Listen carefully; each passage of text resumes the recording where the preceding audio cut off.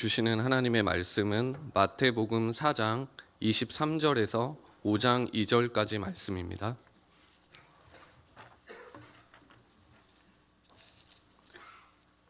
봉독하겠습니다. 예수께서 온 갈릴리에 두루 다니사 그들의 회당에서 가르치시며 천국 복음을 전파하시며 백성 중에 모든 병과 모든 약한 것을 고치시니 그의 소문이 온 수리아에 퍼진지라. 사람들이 모든 앓는 자 곧 각종 병에 걸려서 고통당하는 자, 귀신 들린 자, 간질하는 자, 중풍병자들을 데려오니 그들을 고치시더라. 갈릴리와 데가볼리와 예루살렘과 유대와 요단강 건너편에서 수많은 무리가 따르니라. 예수께서 무리를 보시고 산에 올라가 앉으시니 제자들이 나아온지라. 입을 열어 가르쳐 이르시되 아멘.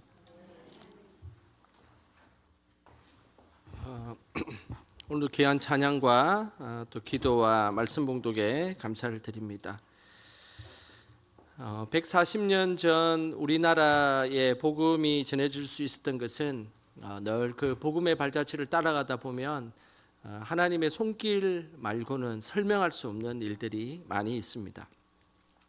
특별히 우리나라에 복음이 전해질 수 있었던 것의 결정적인 말씀이 올 한 해 1년 동안 나눌 산상수훈 말씀이었습니다. 1882년 조선에서 일본의 사절단으로 박영효라는 분을 보내게 됩니다.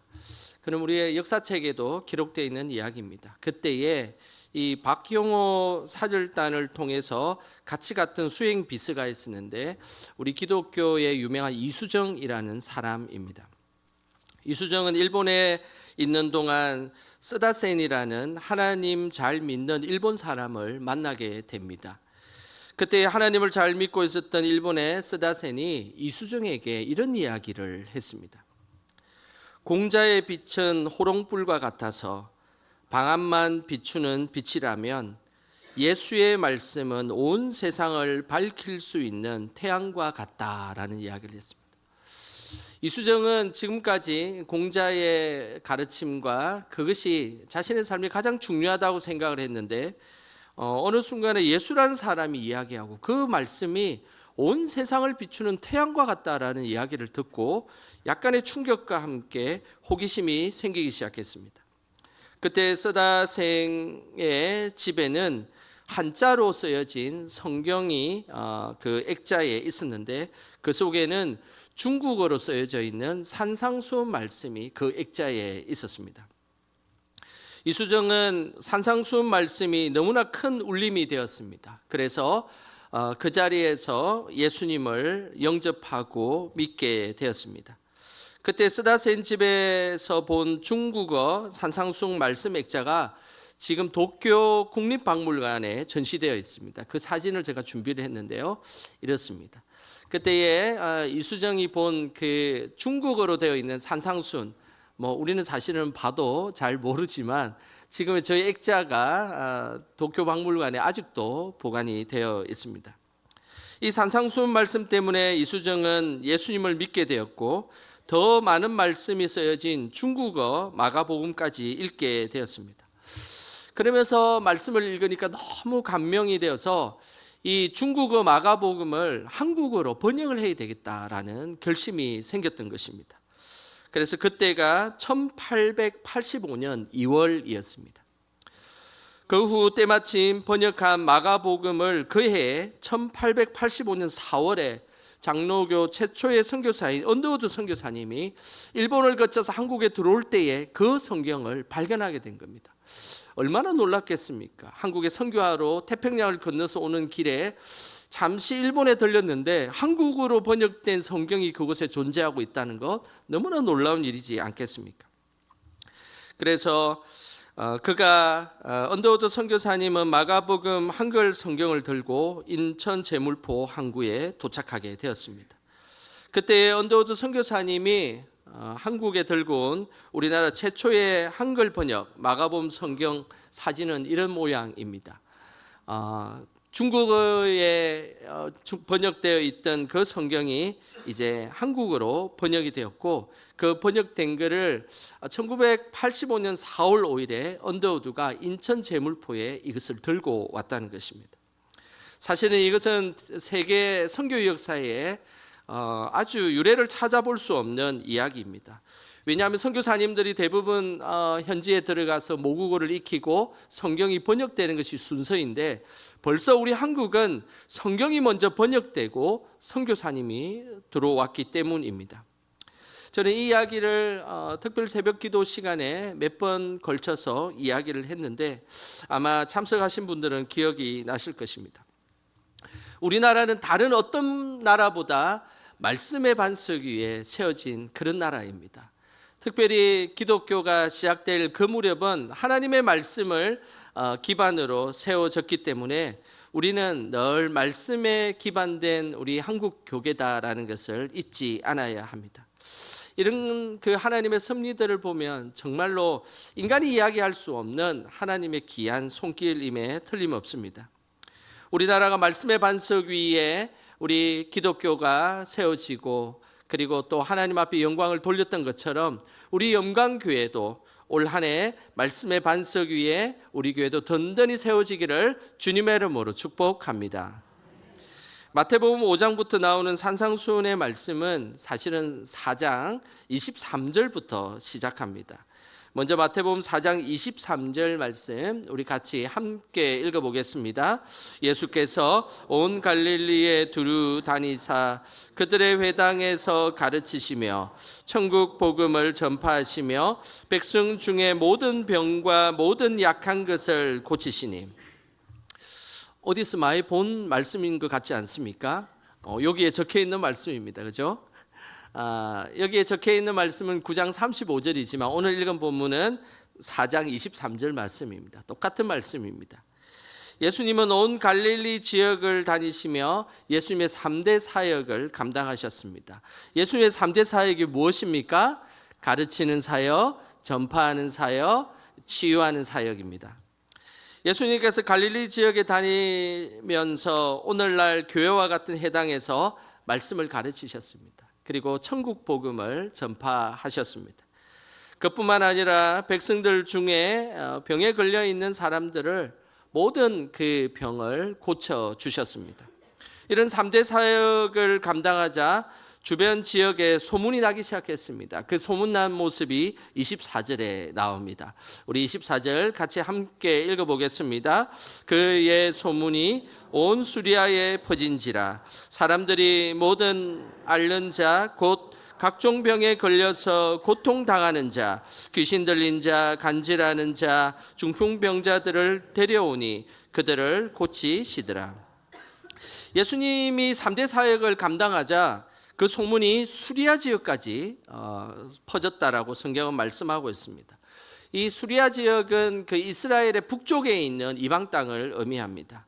그러니 예수님께서 처음에 3대 사역을 이 갈릴리 지방, 갈릴리 호수 근처에서 그 3대 사역을 감당하자 그 소식이 계속 소문이 나기 시작해가지고 북쪽을 넘어서서 이방 땅까지 영향을 미치고 소문이 났다는 것입니다.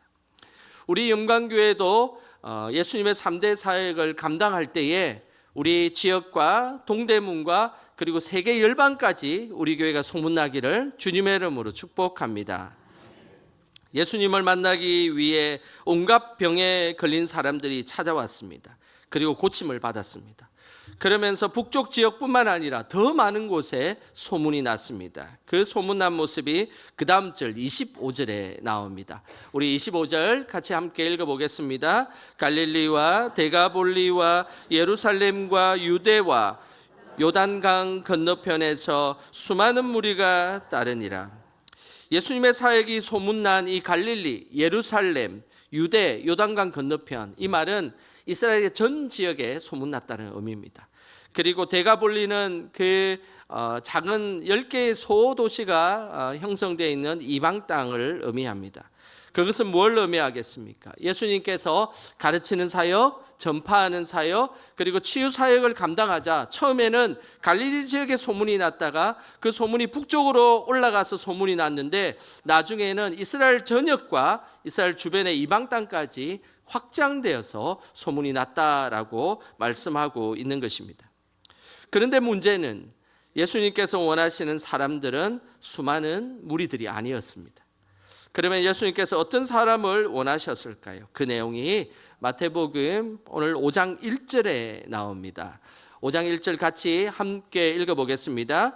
예수께서 무리를 보시고 산에 올라가 앉으시니 제자들이 나온지라. 오늘 이 5장 1절 앞부분에 나오는 이 무리는 헬라어로 오클로스라는 단어를 씁니다.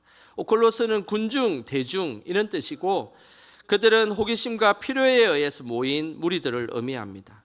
이들의 특징은 호기심이 사라지면 그리고 자신의 필요가 채워지면 더 이상 모이지 않는 특징을 보이고 있습니다.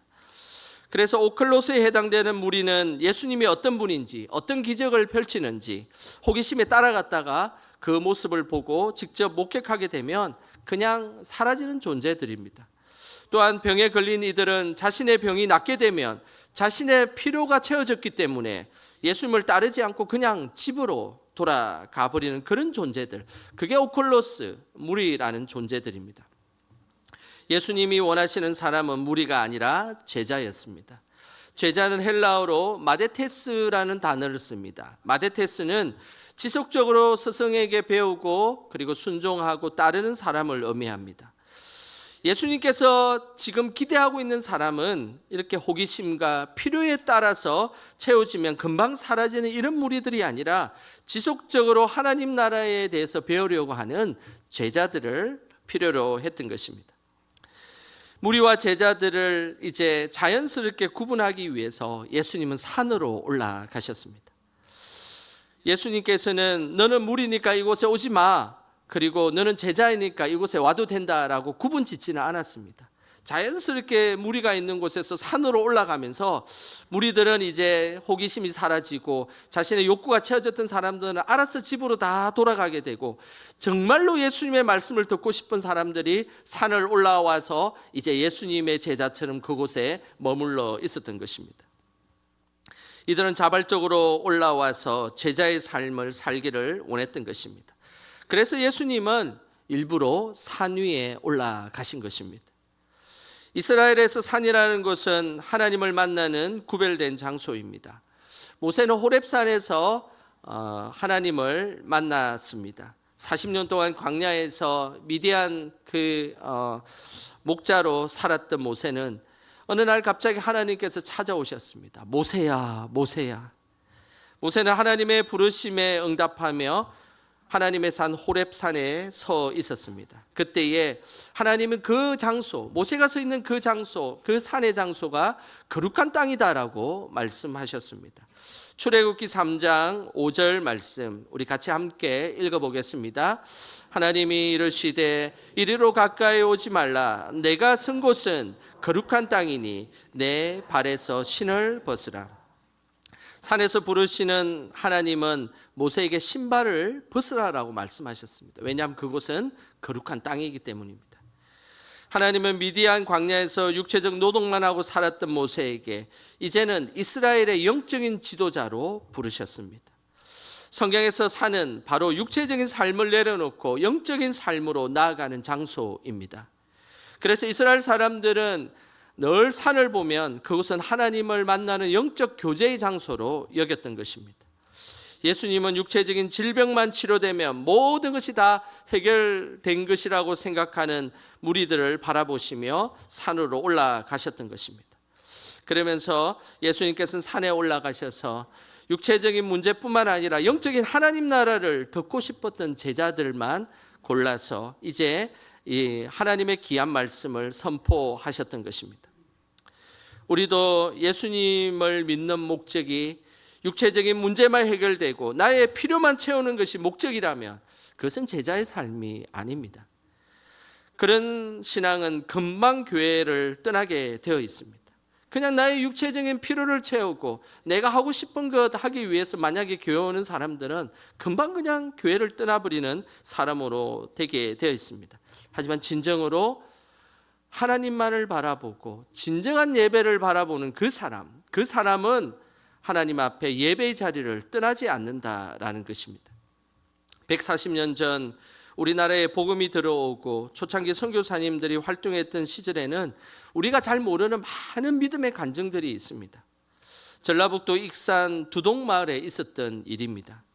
두동마을에는 박재신이라는 아주 부자가 살고 있었습니다. 그래서 얼마나 부자였는지 두동마을에 사는 사람들은 이 박재신의 땅을 안 딛고는 살 수 없는 그 정도로 땅 부자였습니다. 당시에 박재신은 많은 부인을 거느리고 있었습니다. 왜냐하면 아들을 낳고 싶었기 때문입니다. 첫 번째 부인과 결혼을 했는데 아들을 못 낳았습니다. 그리고 또 다른 부인을 하고 또 다른 부인을 계속 여러 부인을 거느리고 있었는데 아들을 낳지 못했습니다. 그런데 어느 날 두동마을에 전도하러 온 사람들이 있었습니다. 전도하면서 예수님 믿으면 복 받습니다. 그리고 자식도 얻을 수 있습니다. 뭐 이런 이야기를 하고 다녔던 것입니다. 그 이야기를 듣는 박재신은 아들 낳을 욕심에 그 자신의 부인들을 다 교회로 보낸 겁니다. 그러면서 그 교회를 갔는데 그곳에 그 부인 중에 한 명이 덜컥 임신을 한 것입니다. 그래서 임신을 한 몸으로 먼 곳까지 교회를 가고 밤낮으로 계속 나가니까 뱃속에 있는 자식이 걱정이 되어가지고 먼 곳에 가지 말고 우리 사랑채에 교회를 하나 지어줄 테니까 이곳에 다니라고 이야기를 했던 것입니다. 그러면서 1923년 5월에 첫 두동교회가 그곳에 생기게 되었습니다. 그리고 나서 임신한 그 부인이 자녀를 낳았는데 아들을 낳은 것입니다. 얼마나 좋겠습니까? 그래서 이름을 성경에서 이야기하는 요한이라고 이름을 지었습니다. 교회에 나가서 아들까지 얻었으니 기분이 너무 좋아서 교회뿐만 아니라 그 자신의 남은 땅에 교회 부설 학교까지로 짓게 된 겁니다. 그래서 교회에 그 사역했던 전도사님 사례비도 이 박재신이 다 대주고 학교의 일체의 운영비를 다 대면서 그렇게 지냈습니다. 그러던 어느 날이었습니다. 이야기는 항상 어느 날 그때 무슨 일이 생깁니다. 요한이가 목욕을 하고 있었습니다. 목욕을 하다가 뜨거운 물에 데여가지고 그만 하나님의 부르심을 받았습니다. 충격을 받은 박재신은 하나님이 살아계시면 이럴 수 있냐라고 하면서 교회와 학교를 아예 폐쇄시켜 버렸습니다. 그리고 나서 마을 사람들까지 교회를 못 나가게 했습니다. 당시에 박재신의 논에서 소작하는 사람들이 대부분 눈치를 보고 있었기 때문에 교회를 나갈 수가 없었습니다. 하지만은 그 속에서도 남편의 반대를 무릅쓰고 교회에 나온 부인들이 몇 명이 있었습니다. 그리고 소작을 못해도 예수님을 끝까지 믿겠다는 사람들이 모였는데 한 20여 명이 모여서 예배를 드리게 되었습니다. 그 지역 선교사님들은 그때의 그 모습을 이렇게 이야기했습니다. 쭉정이 성도는 다 없어지고 알곡만 남았다라고 격려를 했습니다. 이들은 20명이 모였지만 예배를 드린 그곳에 예배당을 지을 돈은 없었습니다. 그런데 놀라운 하나님의 역사가 일어났습니다. 소나무를 싣고 갔던 배가 그 익산 옆에 있는 군산 앞바다에서 싣고 가다가 배가 파손이 된 겁니다. 그러면서 그 소나무가 둥둥둥둥 떠 다니다가 익산 근처에 성담포까지 떠내려온 겁니다. 그러면서 그 소나무를 빠뜨린 주인이 생각하기에 이거를 다시 건져가지고 다시 서울로 가는 것은 너무 많은 돈이 든다라고 생각한 끝에 헐값에 이 소나무를 팔기로 한 겁니다. 그러면서 소나무를 공짜 비슷하게 헐값에 판다는 소문을 교인들이 들은 것입니다. 그래서 찾아가 보니까 정말로 헐값에 소나무를 팔았습니다. 바로 그 소나무를 아주 싼 값에 구입해서 교회를 지었습니다. 새로 지은 교회는 지난번에 없애버린 그 두동교회와 똑같은 이름으로 다시 두동교회라고 이름을 지었습니다. 쭉정이 성도는 다 없어지고 알곡 성도만 남아서 다시 두동교회를 세운 것입니다. 이 알곡 성도들이 지은 두동교회는 지금도 보존되어 있습니다. 사진을 한번 보겠습니다. 사진을 보면 이것이 바로 그 두동교회입니다. 1929년에 지어진 교회입니다. 안에는 어떤 모양인지 한번 보겠습니다. 이런 모양입니다. 저게 그 소나무입니다. 둥둥 떠다녔던, 바다에 떠다녔던 그 소나무를 잔뜩 이렇게 싼 값에 가져와 가지고 교인들이 저 소나무를 지었는데, 그때 당시에 뭐 교회들이 기역자로 대부분 교회를 많이 지었습니다. 여러 군데 우리 그 초창기 교회들은 기역자로 지었는데, 그 이유가 오른쪽 편은 남자들이 예배를 드리고 왼쪽 편은 여자들이 예배를 드리고, 강대상을 딱 보면 가운데 있지 않습니까? 그렇게 요렇게 남자들 보고 이렇게 여자들을 보고 이렇게 예배를 드렸던 것입니다. 두동교회는 지금 어떻게 되었을까요? 한번 보겠습니다. 두동교회는 이제 그 옛날에 지었던 그 두동교회 건물을 아직도 보존을 하고 있고요. 그 옆에 새로 성전을 지어가지고 지금도 두동교회가 하나님 앞에 아름답게 예배를 드리고 있습니다. 언제 익산에 가면 한번 꼭 이 교회를 한번 가봐야 되겠다는 생각이 들었습니다. 하나님께서는 알곡 성도를 모아가지고 다시 교회를 세웠던 것입니다. 자신의 필요를 위해서, 자신의 그 인간적인 욕심을 위해서 모였던 교인들은 일순간에 고난이 찾아오고 어려움이 찾아오면 그냥 흩어져 버리는 것입니다. 그러나 하나님만을 믿기 위해 애썼던 참된 제자들, 알곡들은 그곳에 핍박이 찾아와도 예배의 자리를 지키고 믿음의 자리를 지켜서 아름다운 교회를 이루게 된 것입니다. 우리도 하나님만 믿는 알곡 성도들이 다 되시기를 주님의 이름으로 축복합니다. 예수님은 하나님의 말씀을 듣기 위해 산에 올라온 알곡 같은 제자들을 향해 하나님의 귀한 말씀인 산상수훈을 선포하셨습니다. 오늘 2절에 그 모습이 있는데요. 우리 2절 말씀 같이 함께 읽어보겠습니다. 입을 열어 가르쳐 이르시되, 2절에 보면 예수님께서 산상수훈 말씀을 그냥 선포하셨다라고 하지 아니하시고 아주 독특한 성경의 표현을 하고 있습니다. 입을 열어서 가르치셨다라고 말씀하고 있습니다. 입을 열었다라는 말은 헬라어로 파타흐페라는 단어를 쓰는데, 이 파타흐페는 두 가지의 의미가 있습니다. 그 첫 번째는 말씀이 흘러 넘친다라는 그런 의미입니다.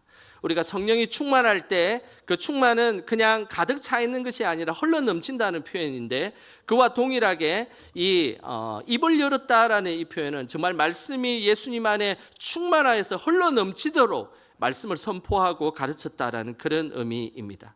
성경을 보지도 않고 아무런 원고도 없이 말씀에 충만하신 예수님께서는 댐 수문을 열면 물이 그냥 콸콸콸 나오듯이 그 말씀을 선포하셨다라는 표현으로 입을 열어서 가르치셨다라고 말씀하고 있는 것입니다.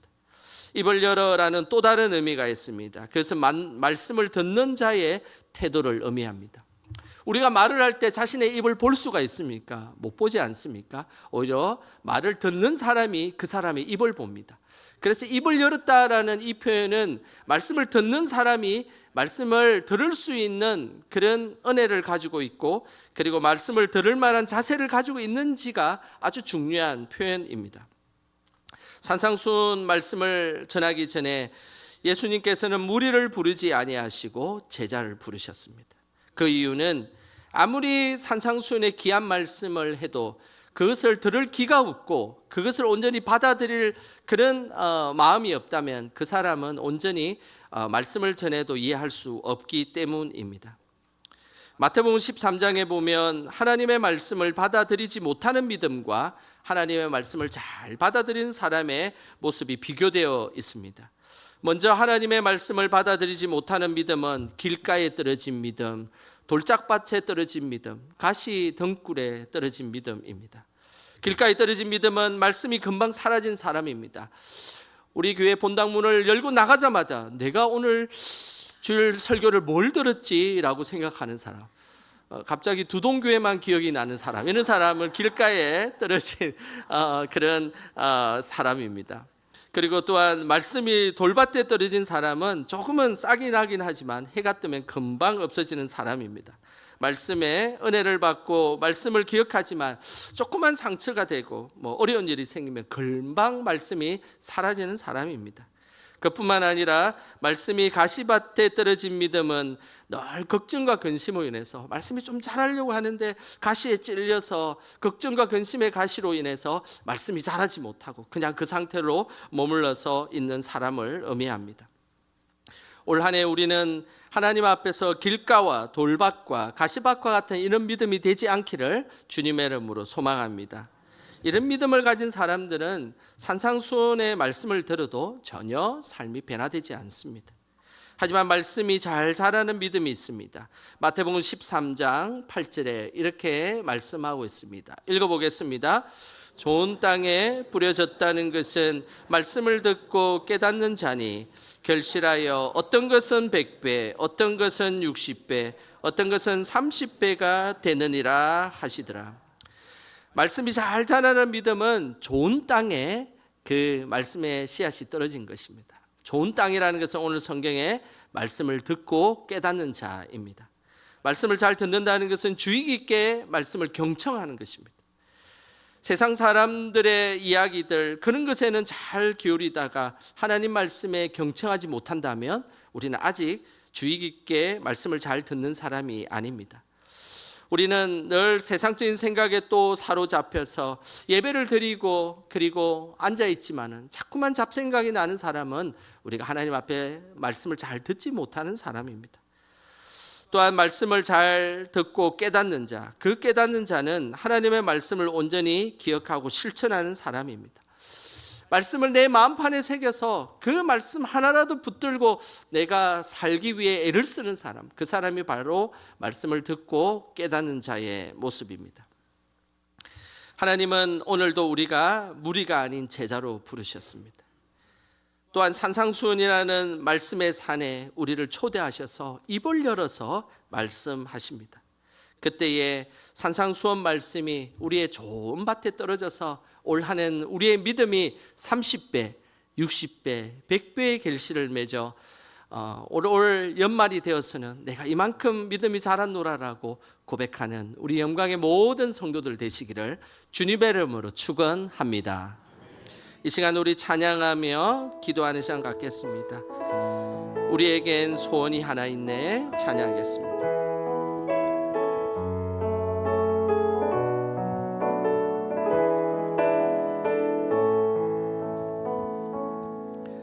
우리에겐 소원이 하나 있네. 주님 다시 오실 그날까지 우리 가슴에 새긴 주의 십자가 사랑 나의 교회를 사랑케 하네. 주의 교회를 향한 우리 마음 희생과 포기와 가난과 고난 하물며 죽음조차 우릴 막을 수 없네. 우리 교회는 이 땅의 희망 교회를 교회되게 예배를 예배되게 우릴 사용하소서. 진정한 풍의 날 오늘 임하도록 우릴 사용하소서. 성령 안에 예배하리라. 성령 안에 예배하리라. 자유의 마음으로 사랑으로 사역하리라. 교회는 생명이니 교회를 교회되게 예배를 예배되게 우릴 사용하소서. 진정한 풍의 날 오늘 임하도록 우릴 사용하소서. 이 시간 우리 합심하여 함께 기도하길 원합니다. 하나님, 늘 하나님 말씀에 거하게 하여 주시옵소서.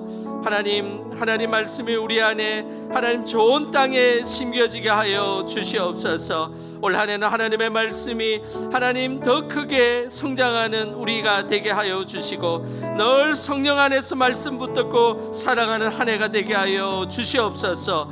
이 시간 그런 믿음과 그런 한 해 될 수 있도록 주여 크게 부르고 합심하여 기도하겠습니다. 주여 하나님 아버지, 주님의 은혜를 구하며 하나님 앞에 나아갑니다. 하나님 인도하여 주시옵소서. 올 한 해 산상수 말씀을 통하여 우리의 하나님 믿음이 말씀의 반석 위에 서게 하여 주시고 하나님 붙들고 살아가게 하여 주시옵소서. 늘 하나님 예배의 자리로 나아가는 우리들이 되게 하시고 하나님 좋은 밭에 알곡과 같은 성도들이 다 될 수 있도록 주님 인도하여 주시옵소서. 무리를 부르지 않고 제자를 부르셨던 예수님, 그 예수님과 함께 산에 올라가 주님 말씀 붙들고 살게 하여 주시고 우리 영광의 성도들이 그렇게 좋은 밭에 말씀이 신겨워져서 30배 60배 100배의 결실을 맺는 우리 모든 성도들 될 수 있도록 주여 인도하여 주시옵소서. 하나님 아버지, 우리를 하나님 말씀으로 인도해 주셔서 감사드립니다. 올 한 해 산상수훈 말씀을 통해서 우리의 믿음이 말씀의 반석 위에 서게 하시고 무엇보다 말씀을 온전히 받아들일 수 있는 좋은 마음밭을 허락하여 주옵소서. 말씀에 충만하고 말씀을 실천함으로 예수님이 원하시는 참된 제자가 되게 하옵소서. 말씀으로 우리를 이끌어 주시는 예수님의 이름으로 기도드립니다. 아멘.